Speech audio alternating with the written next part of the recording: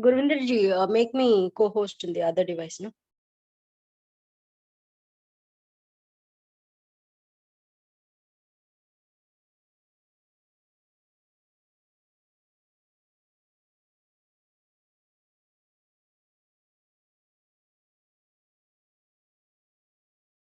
Are you there?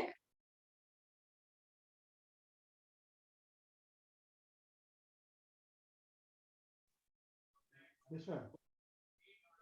Make me co-host in both the devices. We have done that. We can start.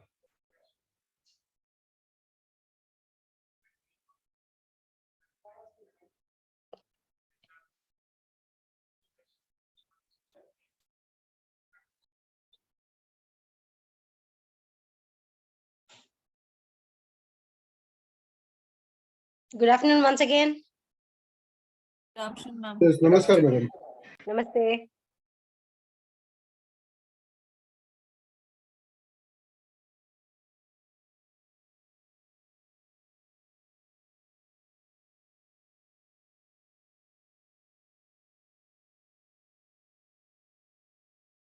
Okay.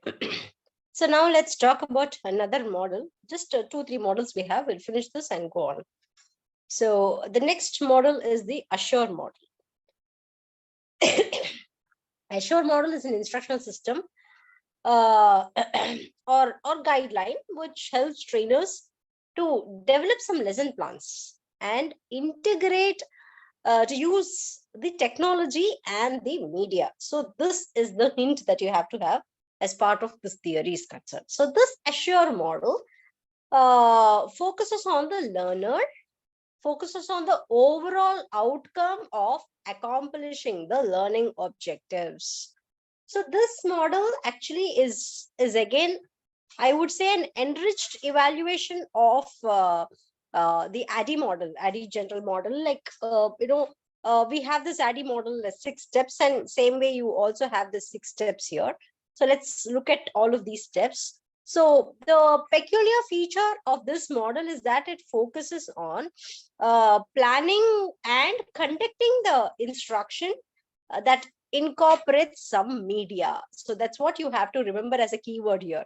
So the main perspective here is to is how to integrate media into instruction in a method capable of producing the whatever desired learning outcome that you've actually planned for that particular training program. So what it comes to your mind when we say media? Let me quickly ask you this.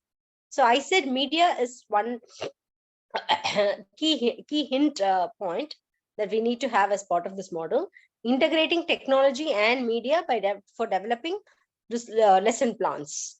So what comes to your mind when we say usage of technology and media?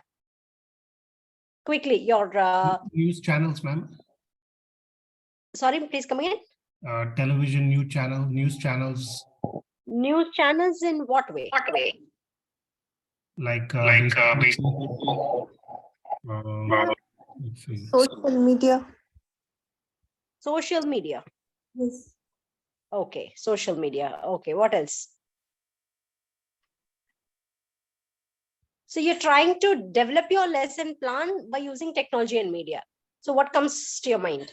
Internet, social media, Zoom. Okay. Anybody else? Learning management platforms. Super. Learning management platforms. Like Master O. Oh, yes.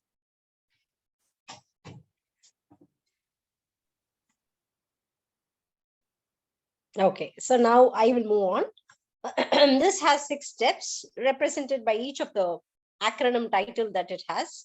So the first is about analyzing the learners. Analyzing the learners, again, see, if you all are really continuously, consistently following our theories, all of them will have some relation to the other, okay, to the other theories, each of the theory I'm talking about. So this, again, first step, analyzing learners, learner analysis. That's what we saw in the previous theory. So all of these, you have things in common. That's what I'm trying to say.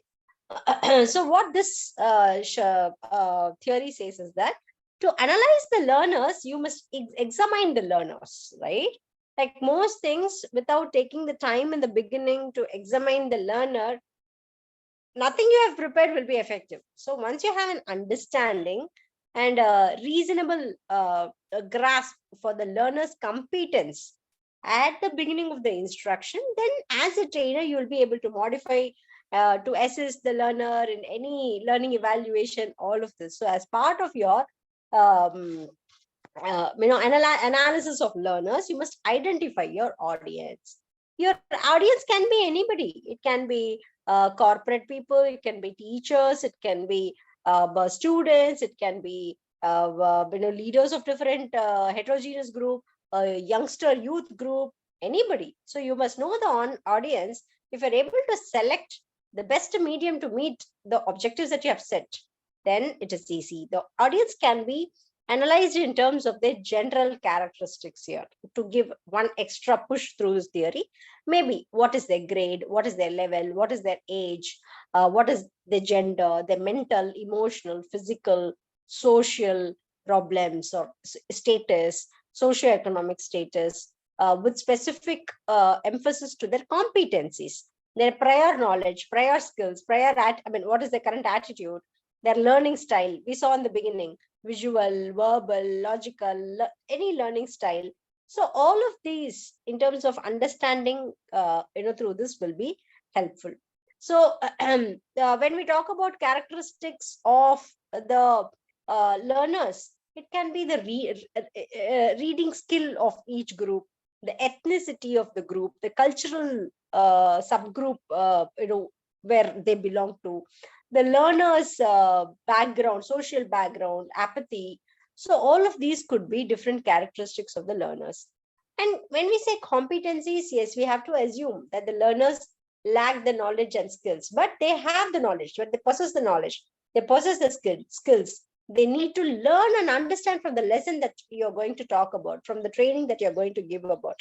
So this assumption that learners have the prerequisite knowledge or skill to begin the lesson can be easily taken about you as trainers to anticipate some participants who will be ready to begin a particular unit of instruction. That till that place you can actually think about these kind of realizations will help you as instructors to verify some assumptions about the entry competencies, about any formal or informal competencies, entry tests, assessments, formal assessments, informal assessments, all of this. So you need to understand the learning style, you need to understand the general audience. So it is very important to understand who are your learners, what behavior they are demonstrating, under what conditions this behavior is being observed, and the degree to which their learned skills can be mastered. Till that space, if you can analyze each of the learner, it will be helpful. And when I talk about objectives should be stated. The next would be stating the standards and the objectives. So stating the objectives is about statements describing what the learner will do as a result of that particular instruction. So objectives are, you all know, it is learning outcome. So what is the student going to learn out of the lesson? So in order to develop some proper objectives, you must frame that in terms of the desired behavior, right? So what the learner will be able to accomplish after your construction of your complete training program and delivery of the training program. So objectives you use it will have to be as specific as possible, so that every learner understand what they are accomplishing. So when I say objectives, you need to understand few questions. What the learner will be able to do as a result of the instruction, the behavior, under what conditions the student or the trainee is going to perform, until what degree of acceptable performance can be included.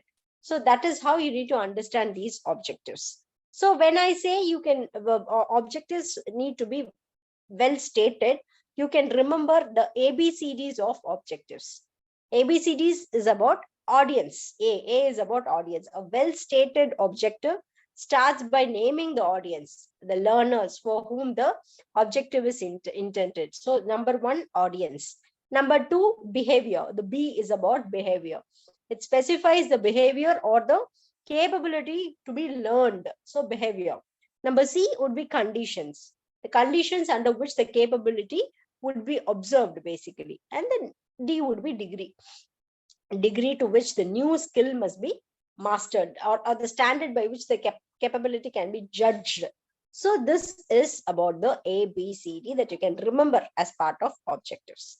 The next step would be selecting the strategies and materials. As I told you, selecting methods, media, materials. So once you know your audience and you have a clear idea of what they should learn from your lesson, the objectives, now it is time for you to select the appropriate method for the given learning task. Select some available materials, modify some existing materials, designing some new materials to accomplish the task, all of this. So this you can do in 2 steps. Deciding on the appropriate method for the given particular learning task, and choosing an appropriate media format, and selecting, modifying, designing the specific materials within that format. So media format, as I told you, yes, in the physical form in which a message is incorporated, displayed. Media formats can be flip charts, like images and text, some projected still images, audio, voice, and music. That is also a media. Film, moving images on screen is a media. Video, moving images on a TV, it's kind of a media. Computer multimedia, your graphics, your text, moving images, again, all of these are media. So that is why I asked you what comes to your mind when you say media. So each has different strength and limitation when we incorporate such media formats inside. Okay, so we have to consider the selection of media models based on what, maybe the size of the group, the large group or the small group, whatever group, the learners variables, like whether they are what style they actually learner style we saw in the beginning, auditory preference or reading preference, whatever preference they have. And we also can understand about the specific materials that you can bring in. Selection of available materials will actually be done based on some survey that you can do, with discussions, interviews that you can do with the leaders and all that. With all this, you can do the selection of strategies and models and materials. Now, when you select this, you have to utilize it. Utilization is the step where you develop any plan for implementing this media and the materials. For each type of media or the material, you select and describe and like how they are going to implement the media into your lesson to help your learners meet that particular objective. Yeah. So to get the maximum learning impact from your presentation, you actually should follow some utilization procedures. You need to preview the materials. You have to practice the presentation. You have to prepare the environment. You have to present the material. So when you do all of this, then you are able to utilize the media and the materials and all that. The next would be requiring learners' participation. We all know this is the step you need to, you can describe it like how you're going to get each of these learners to be active and individually involved in the lesson. So these trainees, your participants, learn best when they're actively involving in your experience, learning experience, right? So whatever is your training strategy, you have to incorporate some question and answers, discussions, group work, hands-on activities, any other ways of getting students actively involved in your training program. So you should seek to pay some close attention to your learners and feel confident that they're truly grasping your content and not just listening. So participating in the learning will actually facilitate a lot of understanding levels for them. So you have to allow them to construct the knowledge, by giving them the right way of knowledge, teaching the knowledge. And the feedback must be provided. Whenever we say learners participation, it is about feedback. Feedback must be provided to the learner before any type of evaluation is actually considered. And the next step would be, as I said, evaluation. Evaluating the performance of the student is the last step here. The evaluation should be matching to the objectives that is set in the previous step.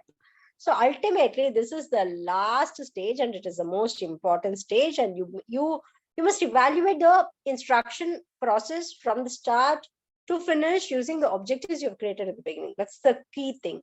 So to reflect on your objections, the instructional strategy, the materials, the assessments, it is important for you to reflect on everything. So by evaluating the learners against any objectives, it is important to be determined if the lesson was effective. If they have, if like any step needed to be modified or re-examined, they have to be done. And this assure model actually supports in any field, especially of education technology, where it is based on the L&D specialist, that no participant acquires information in the same way. So assure model is used to systematically design the instruction. It is not the regular traditional means of instructions, classroom trainings and all that. Maybe use of technology to deliver the instruction, where you're starting from analyzing the learners till the evaluation. You use all of these technology and instruction and media to help people to get the learning experience. This is what is the assure model. Maybe some models will be kind of replicating the other models, or also it will be a little what do you say, a very familiar one with the previous models also. But in a way you can understand all of these models, it will be helpful for you to implement. So the next is the elaboration theory. So Rijnoud's elaboration theory, where he says about 7 treatment of elaboration theory. So the elaboration theory, yes, it supports that the content organization should be presented in increasing order of difficulty. So this is the keyword here that you can remember. This theory will rely upon the idea that instruction should be offered to the learners in increasing order of difficulty. Say, for example, if you as an instructor want to teach the learner a more complex process, a complex idea, so you should begin by providing the learner with the most basic version of the process, and then gradually present other lessons that could work to the desired result. So throughout each of the lesson, the learner will receive a summary of the previous lessons, so that he or she, the learner, can fully grasp each step of the process. So this is the understanding that you can have. So there are about few steps, just like any other theory. So here the goal is to allow learners to build some necessary skill sets by completing each lesson, and to fully understand the concepts that are being taught in the learning process, whatever. So the first point is that the learner will begin the lesson with a broader scope, a broader picture of the problem or a task. So which this will help them to see all of the steps or parts of the problem, so that they can understand the relationship between the components. So the learners here will be encouraged to focus on the first step in the process, or a simplified version of any of the problems or the components they had previously viewed, while they examine the broader scope of the picture. Then the learners have examined and learned each of the steps, they mastered the components, then they are asked to look into the larger picture once again. So what you're trying to do is, it's about 2 sequence. One, kind of a topical sequencing that involves your lessons that are taught until the learners have mastered the content, and then they will move on to the next topic. On the other hand, there is one more sequencing that you can see. It's kind of a spiral sequencing, which actually involves a mastery of a particular topic gradually, like stairs. If you see some spiral stairs, It goes on only when you finish the first step, then you can go to the next step, right? So same way, spiral sequencing involves the mastery of a particular topic generally, wherein they take a look at the fundamentals of each topic before going back to the the next individual step. So this is how you can understand the elaboration theory. So elaboration theory, it has different strategies, different tools, where the learners will engage in the learning process and grasp all the concepts and all that. So if you can understand this theory into some breaking down of steps, I will I will say how to use this theory in learning so that you understand this better. Yeah. So the elaboration theory will allow learners to assign some meaning to the subject matter and view in a context so that the future ideas, future tasks, future skills can be more effectively synthesized from the previous step. So now what you have to do is, number one, start with the big picture. Based on this particular theory, the training experiences must begin with a general overview of the subject matter, an outline of the steps, giving the big picture to the learners. It gives like a navigation map so that they follow throughout the training course. It will help them see the connection between each of the topics or steps that you have finished, how they fit into the grand scheme of the things. After providing them with the navigation map that you give, you should lead off with the most basic ideas, the concepts. So it's more of simple to complex theory. So that's how you can remember. Now, next point is that you have to bring in some techniques, elaboration techniques, which allows the learners to elaborate on a topic so that they can create some meaning for themselves. Some open-ended questions, rhetorical questions, creative prompts, creative writing prompts. These could be examples for your elaboration techniques where you can use in your training course.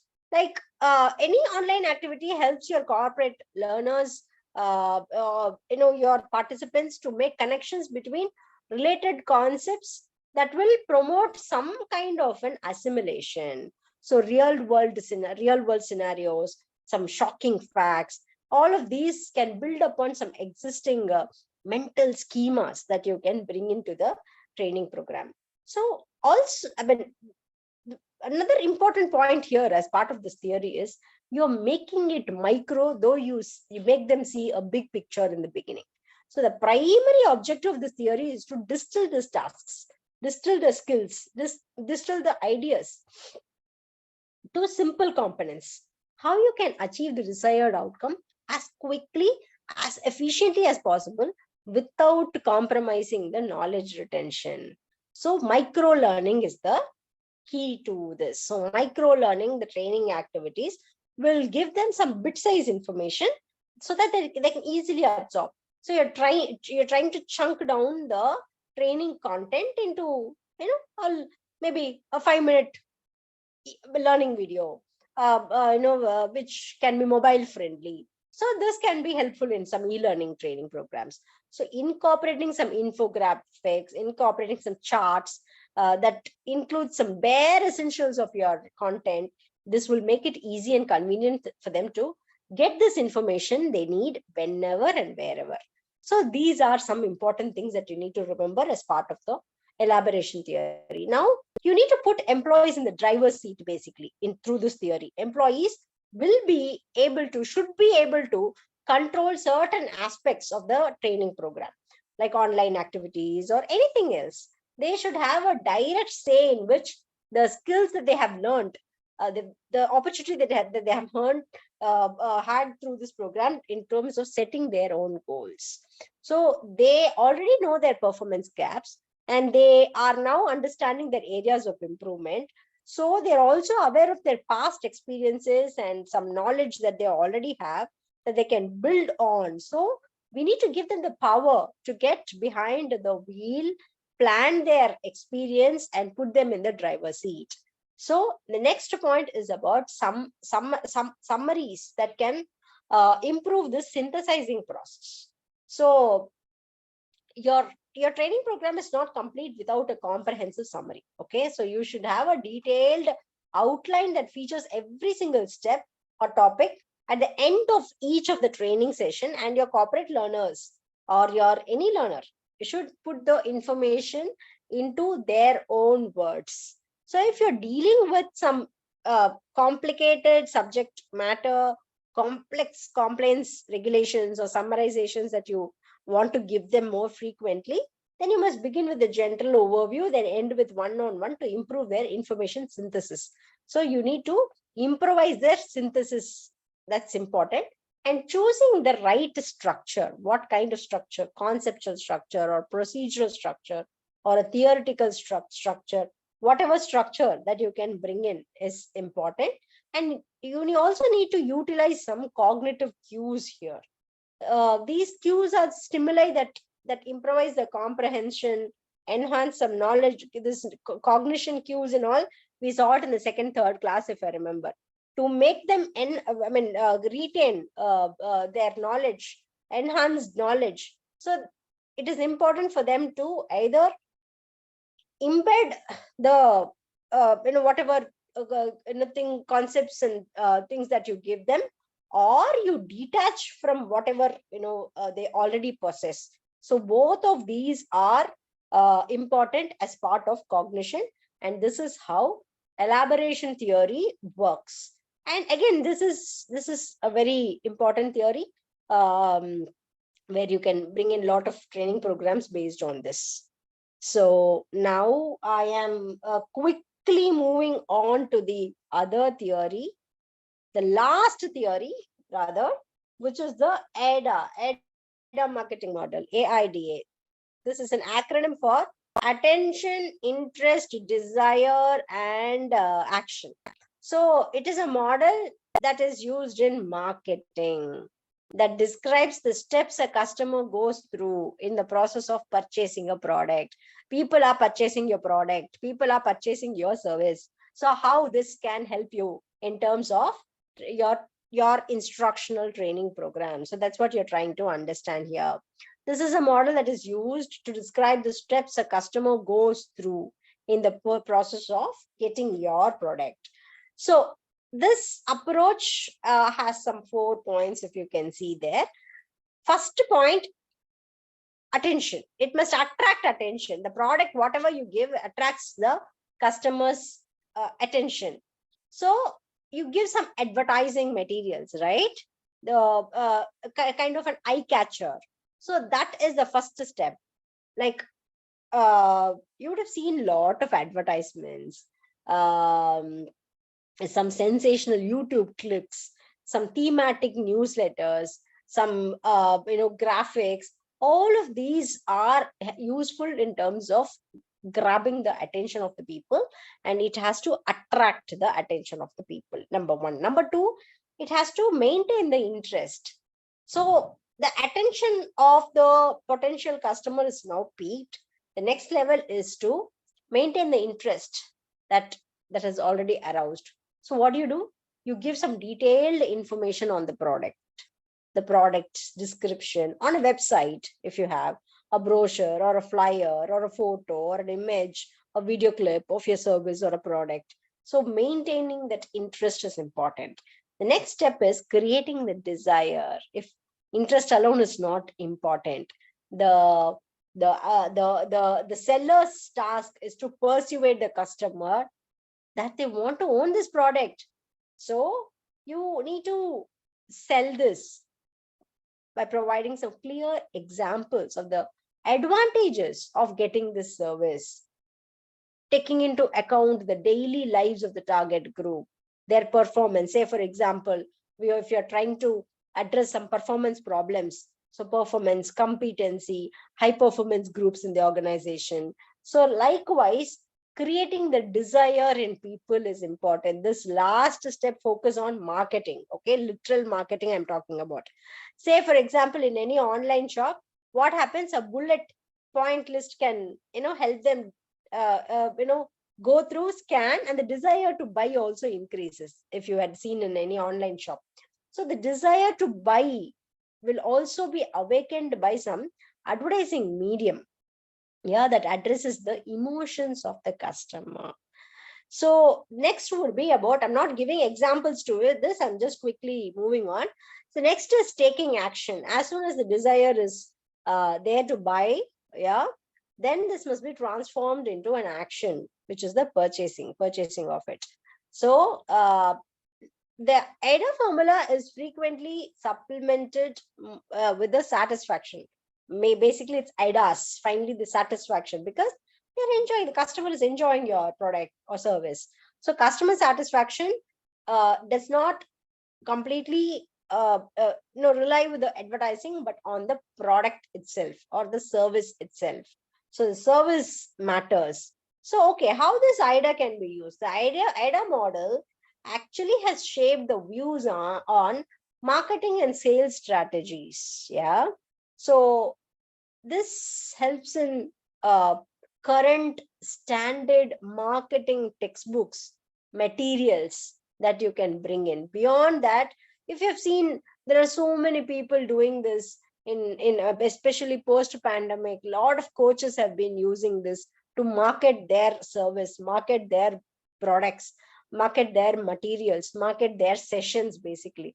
So AIDA is also used in used to plan and analyze the effectiveness of the campaigns, of the PR campaigns that we can do to attract the public. And this provides some value. I don't know how many of you here are independent trainers and instructional designers here. So it provides some valuable information for the analysis of advertising messages. So the basic funda of this formula is that you can simply, flexibly target the audience. Okay. The effectiveness of the service that you can bring in is neatly done through these 4 steps. So that's what an AIDA means. Okay. And I will close this with one example maybe that you can understand. Say for example, you want to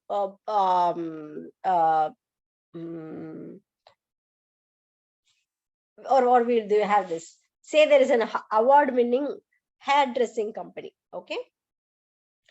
How did they use this model to launch their new salon? Just for an example only, I'm saying this.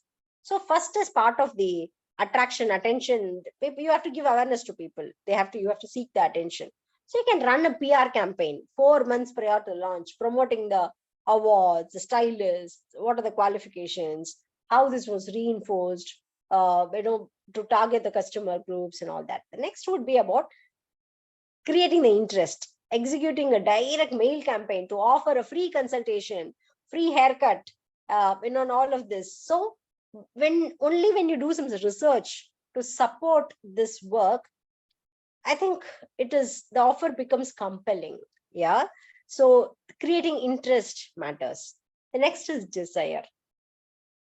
Close to the opening of the salon, exclusive local launch events can be advertised, some through local press, social media.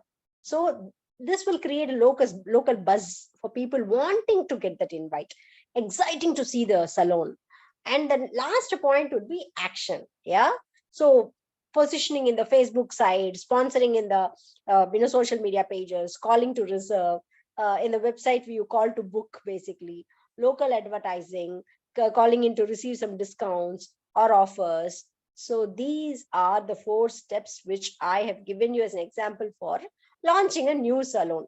Now it's now your turn to launch a new session, launch a new training program, launch a new workshop. So follow this and see how does it work for you. What are all the aspects that you need to bring in as part of selling your product or your service. So with this, we are closing on the theories, basically. So all with me now till this? All with me? Yes, ma'am. Yes, ma'am. Okay. Okay. So can we move on now?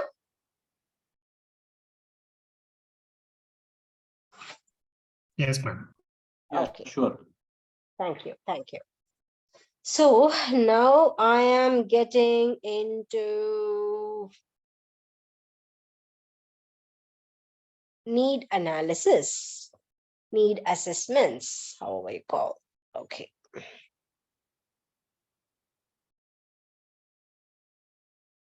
So what I am trying to do here is need assessment. So what comes to your mind when you listen to this? Your thumbs on the chat box, please.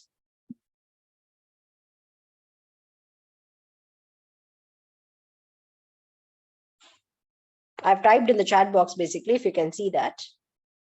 What comes to your mind when you listen to this?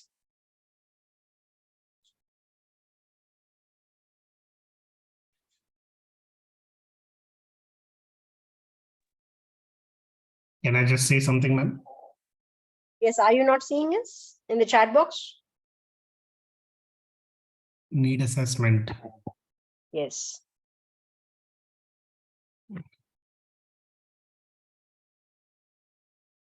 Identify what is the training need. Okay.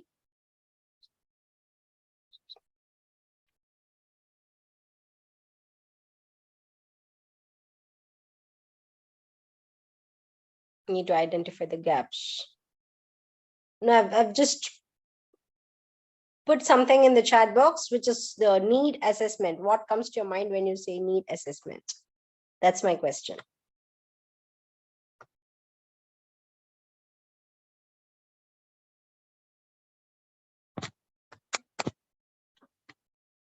Need for assessment. Why of it?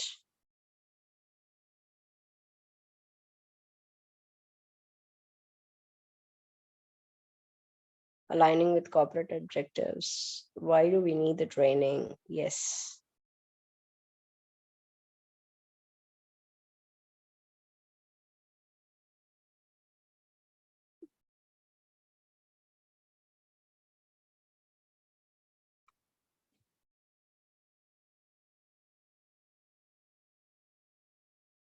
Prioritizing training program as per need. Okay. Perfect. Yes, this is the first step of every training program.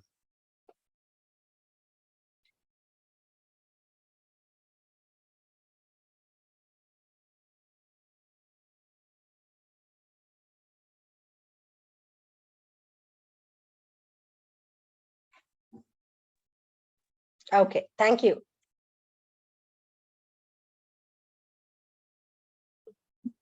Thank you for all your answers. So what I am going to do is, it's now 3 p.m. Quickly, I am going to say the crux, because we all know what is training need assessment and all that. I'm going to give you a quick brief about what is this. And then let's break out to different groups. Maybe 2 groups should be fine, because I'm seeing only 30 participants here. Maybe 15 people for the consideration of the time also. So maybe we will break out into 2 groups, and I'll give you the activity as to what we should do. So before that, let me quickly talk few things about training need assessment and all of this. Okay, we all know planning is the first step, and planning is the first step of the training management cycle itself. And training need assessment is the training planning. This is something that's very important. This is the method of determining if a training need exists. If it does, what training is required to fill the gap. So this is going to identify accurately at the levels of the present situation, and how you do through target surveys, through interviews, through observations, through secondary data, through workshops, through all of this we do. Yeah. So the gap between the present status and the desired status will help you to identify the problem, and it is converted into the training need basically. So if I can just show this picture, I think it will be helpful for you to understand. So we all know training actually, reduces the gap, eliminates the gap.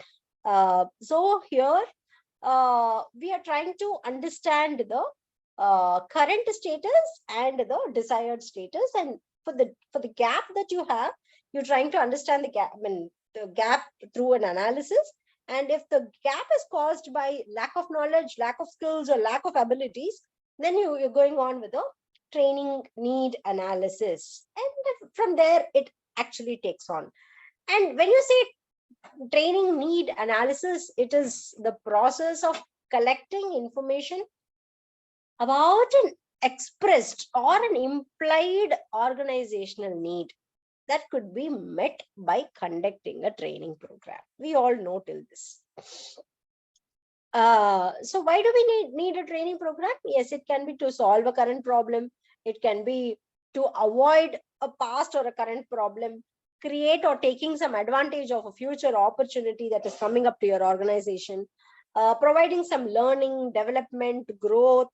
So it is not just, why, it is about why, who. Yes, it can be job rotation. Yes, it can be why, who, what, how, and when. The purpose of TNA holds on all of this.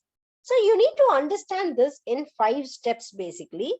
I think this is where this diagram is where we're talking about current state, desired state, and what are the strategies for suitability. Based on that, there is a decision making in terms of bringing about an instructional design here. So how does it go? Basically, there are 5 steps. You need one. We all know this actually. That is why I'm not introduced any picture for all of this. Now, first step is to identify the problem needs. Number 2, designing or determining the design of need analysis. You collect the data, analyze the data, provide the feedback. So that is how the need assessment basically brings in. Or rather, if I can shrink it, as per your book, it says you need to initiate, collect the data and analyze the data, and you prepare the report. So very simple, basically. So you need to identify the problems and the needs. You need to determine the design of what analysis. How are you going to do the analysis? You're going to collect the data, analyze the data, and then you need to prepare the report. So that's how it goes. So till this, we all know.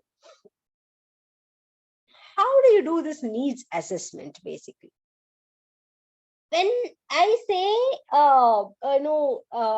data collection, I think data collection can be through, surveys and interviews and all that I explained now. When we talk about need analysis, you need to understand that it can be because of performance, it can be because of some goal-orientedness, it can be because of some job issues or task issues. So the analysis varies in terms of needs assessment. So it can be performance analysis or gap analysis, meaning like, is this an issue, a skill or knowledge deficiency that is there, or how can the deficiency be addressed? Is training the appropriate way to fix this deficiency? You're trying to understand this through performance analysis. The next would be through feasibility analysis. Why should this training be done? Is the benefit of the training greater than the cost of the current deficiency? So that is called the feasibility analysis. Then you're trying to understand this through the needs versus wants. Why should this training be done? Is the deficiency tied to a need, basically? And goal analysis. What is the specific behavior improvement behind a vague desire? So that is goal analysis. The next would be task analysis, job analysis. If you can see this, I will come back to the slide next. Basically, this is how we all would have been trained, organizational level, operational level, and individual level. This one, I am trying to break down into different chunks and giving you into different analysis types so that you can understand it easily. So when we talk about goal analysis, what is a specific behavior improvement? behind any vague desire. So you try to understand this. The next would be job analysis or a task analysis. What is the best and correct way to do the work? Or how can this job or task be broken down into teachable parts? So you're trying to do this job analysis. You also do this for task group analysis or target group analysis or a learner analysis. Who is the trainee for this training program? What is known about them to help the design and the customization for this training to happen? What are the other groups who might get benefit out of this training program? So this learner analysis can also be done. The next would be contextual analysis. When will the training be presented? What are the other requirements that you deliver as part of the training program successfully? So under these three levels, all of these chunks will also be there. So now I am wanting to break this group into two different groups. Get Mr. Gurvinder, I need your help to create breakout rooms for these two groups, so that I will just show this slide as an activity. So what you're going to do this through the activity is that you're going to identify one general topic for which you want to develop an instructional program. Okay, for any problem, it can be a performance problem, it can be for a knowledge skill based orientation program, it can be anything. So for that, you're trying to write a need assessment. I've given some pointers also. So these pointers can help you to list out the needs assessment report, and you need to mention one goal description or a goal statement for that particular need, for that particular gap. So this is the assignment activity that we can do now. So can we now break out into two? How much time do you need for the room? How much time? Maybe 20 minutes. Okay, 20 minutes.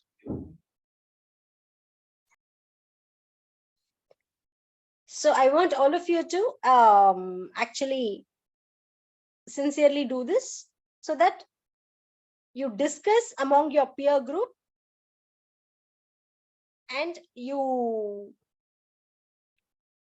bring out this need assessment report and a goal statement for your problem, for your gap basically.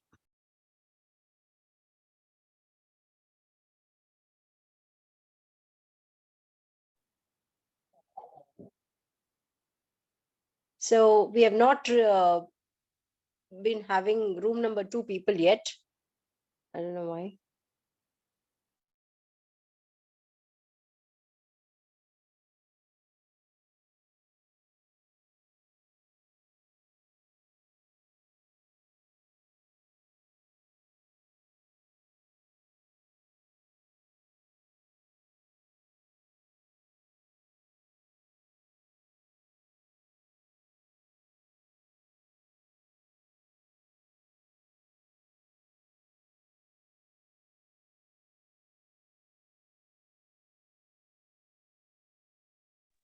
I'm getting pop-up of joining room number 1.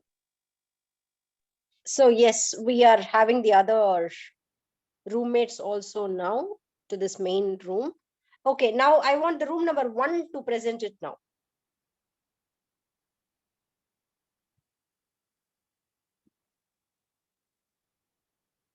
Breakout room number 1.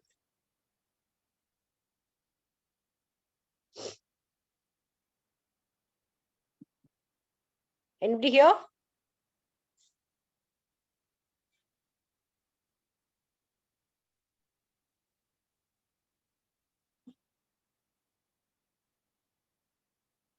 Breakout room number 1.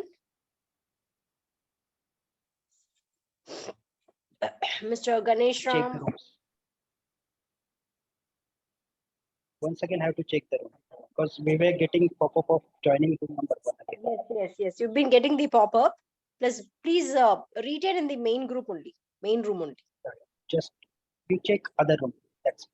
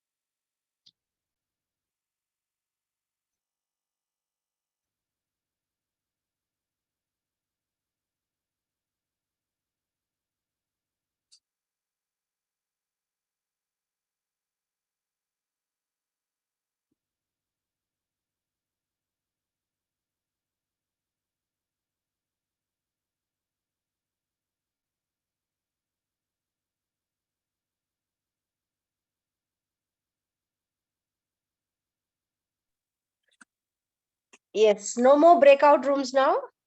So all of you should be here in the main room, I suppose, because I could see no problem. Please be here. Please be here in this room. Okay. Breakout room number 1. Can you present yours? Yes, we can present. Yes. 14 participants were there in our room. I would just want to take the names of those. Chandru Advani was there. Then Anil Chauhanji was there. And then, just a moment.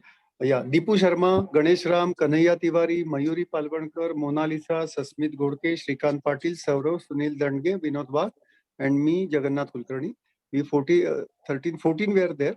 And then we discussed about the problem, and the group had chosen to take the topic of the time management, and that Just too for mention pharma company. sorry to interrupt. Just mention the or whatever pointers you have. Just mention all of this and quickly, crisply close this. Yes, the general topic that we had chosen was the time management, and for which we wish to develop an instructional program. So time management is our general topic.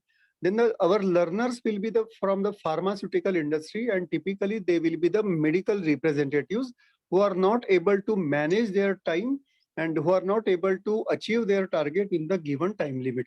So that was our training need for those. Then it includes any relevant learner characteristics. So we have segregated these medical representatives in basically two groups. One is the freshers, those who have joined very recently, maybe within a year, and then another group who is more than 1 year and who have who are experienced but they are not able to achieve their targets. So these are the two groups we have designed the program.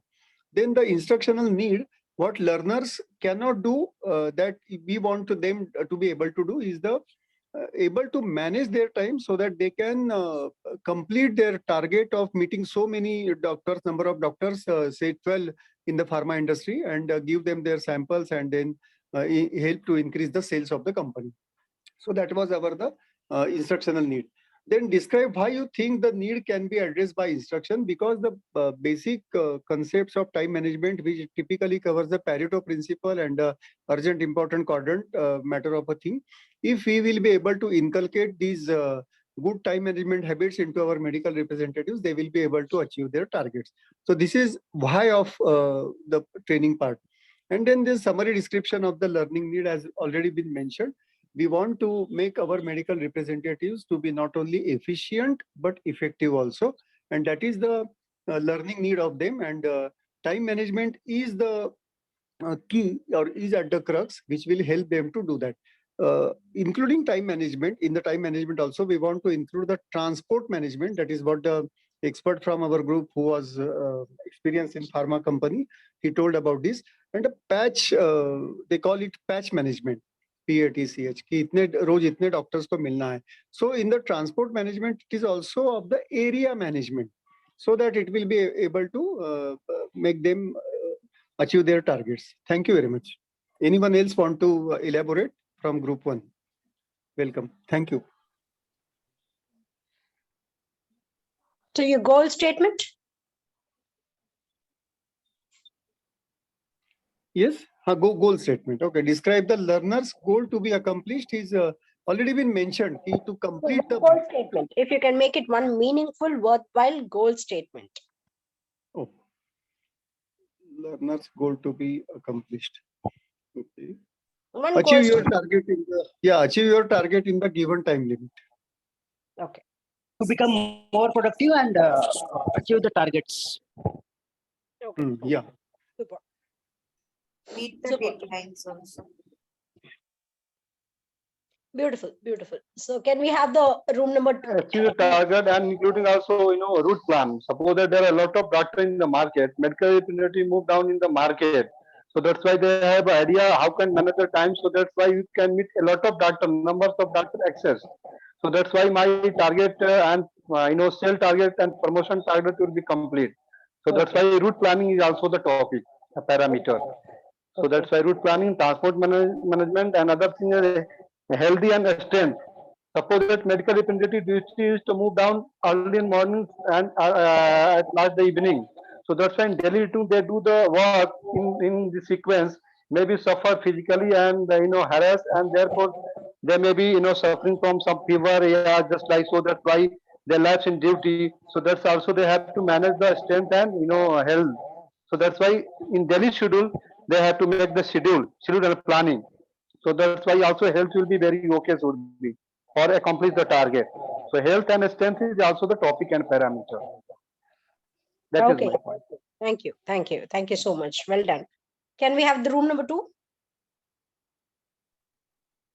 Yes. Yes, ma'am.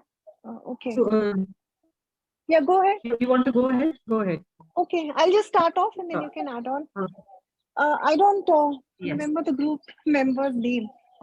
So, Rasya, if you could just I'll help mention me there. that. Please. In our group, we had Akshita, Vinita, Narendra, Tia, Vinod, Manjma, Sharat, Shaunak, Vishwadeep, Pallavi, and myself, Rasya. Right. Okay. So, ma'am, basically the trainers, the topic here is effective communication, and in that, the basic focus was on correct body language, and the audience was teachers of high school residential program. So the teachers were divided on the basis of their experience, 0 to 5 years and 5 to 15 years. Then we did a training need analysis in which it was find out the body language was not correct. And so we designed a program to correct the body language, and we linked it with motivation also. Oh, that's nice. Then, ma'am, we took the help of Bloom's taxonomy in designing the learning outcomes. Then, Rasya, you can add on the motivation part also. Yeah, sure. So in the desired outcomes, we said that we want them to improve their ability to communicate effectively. And we noticed that a gap was the body language is not matching to their verbal communication. And so in the entire program, we want to link it up to why would the teachers be motivated to learn about body language? How is it going to make a difference in their life? So that's where we're bringing in motivation as well. The next part was on why would the instruction no, I'll pitch in here. So, okay, ma'am, so the learning outcomes. so body language basically is yeah. Yeah. So basically, when the training need analysis was done, as she has already mentioned, the communication was not so effective. Also, it was noticed that the teachers were lacking in motivation because they were not getting salary as much, and they were not getting positive reinforcement in terms of praises, recognition, and things like that. So that was to be dealt in part 2. So part 1, we started with correcting the body language. Beautiful. Now, the instruction method used here would be, I think, a mix of PPTs and role plays, lots of role plays to demonstrate and exhibit the correct body language so that the candidates understand where they were going wrong and how they can improve their communication with the various stakeholders. The stakeholders here being, the parents of the students, the principals, and their colleagues as well. So somewhere the relationship was not going right. So that's why we took body language. Also, vocal was okay, verbal was okay. The body language was not so okay. So if we go by Albert Mehrabian's rule, body language is 55%. So we picked up body language. Rasya, you can add on the goal and all that. Yeah. So ma'am, why we think that instruction is required for this training program? Body language is a learnable skill. So why a training program? It can be taught to both the brackets of teachers and they can learn the skill. So that was point. And to summarize the description of the learning need, it was more, we've already mentioned it in one of the earlier points, but basically teachers do not know about positive body language. And talking about the goal description, the program goal was to align the verbal and audible towards effective communication. Beautiful. That's it from us.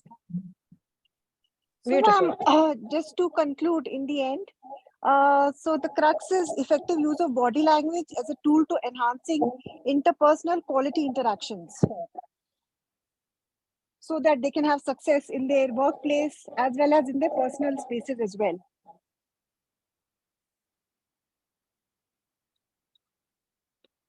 All right. Well done. A big applause to both the teams. Actually, I saw some good giving and sharing here in the group. Some active members have been really discussing and things, and we neatly presented also. So this is how a need assessment report will come up, and that is how a goal statement will be formed. So let us all bear in mind the why, who, how, what, when of the TNA. So we need to, why we need to conduct the training program, who is involved in the training, how can the performance deficiency be fixed, and what is the best way to perform, and when will this take place? When is also something that we need to remember. So when will this take place? So when we are able to address all of these five, then we'll be able to bring about this proper need assessment report as in a proper goal statement, and then we can work out on the other design methodology, the design, delivery, and all of this comes next, which we will be seeing in the next sessions. So till this, yes. I had a question here. Yes.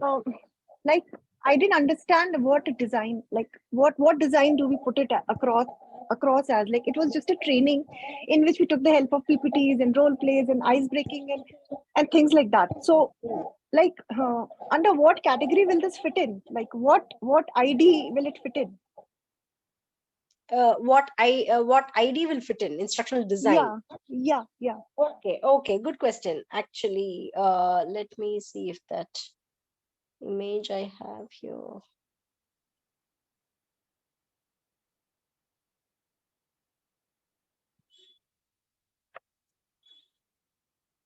Okay, so if you can see this picture, you are first analyzing the gap. Then you're trying to then you've made up your mind that there is a need analysis, that the training need analysis is there. So from here, you're actually starting the instructional design over here.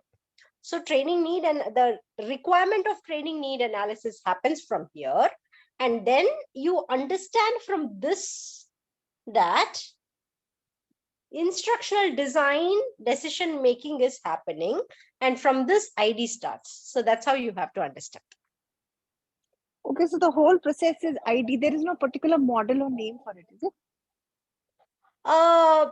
Few theories mention that training need itself is an instructional design, but as I told you, with this diagram, so what we generally follow is certain gaps will be addressed by training needs, and some will be addressed by non-training needs.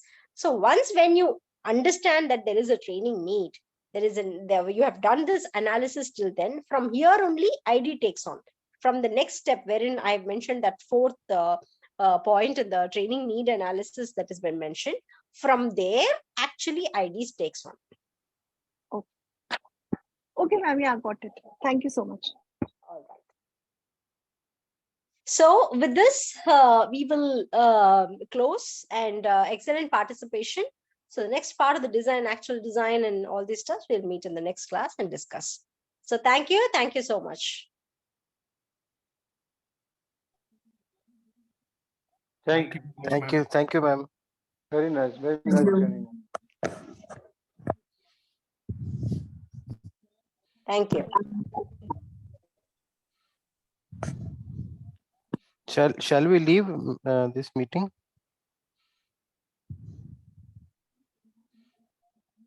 Yeah.